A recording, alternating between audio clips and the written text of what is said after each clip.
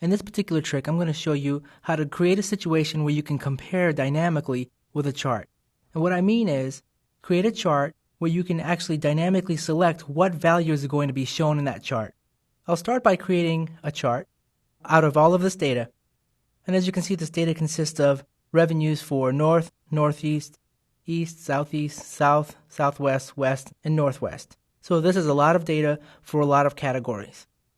I'm going to insert a chart, and this will be a line chart. And you'll see here that my chart has the categories down at the bottom here in the horizontal axis, and what I want it to be my horizontal axis is actually showing up in the categories. So obviously I'll have to switch my row and column. So I can do that very easily by clicking Switch Row/Column. Perfect. So now I've got January through July, which is 7 months worth of data, and I've got that for all of my regions. Now I'll move this chart out of the way so we can see what we're doing here. What I'm going to do next is filter this particular column, column C, so that I can select one region at a time. Click on Data, click on Filter. So as you can see, I've got one auto filter just for column C. Now look what happens when I select a particular region. Just take a look at the chart. If I select East, only the East shows up.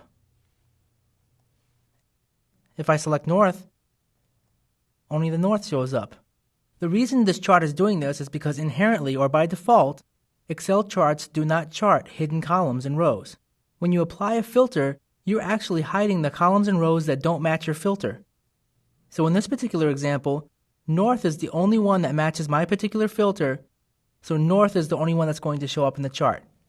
Now what's fantastic about this is that if I were a sales manager, I could easily compare two regions against each other. I'll select North and Northeast. East, North, and Northeast.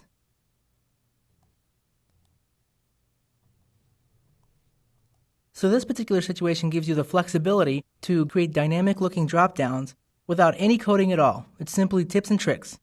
So these are the tips and tricks that I have to show you, and I hope that the one thing that you take away from these tips and tricks is that you don't necessarily have to be an Excel guru to do some pretty cool things in Excel. So as you go back to your daily activities, take some time to think about how you can creatively apply what you've learned here.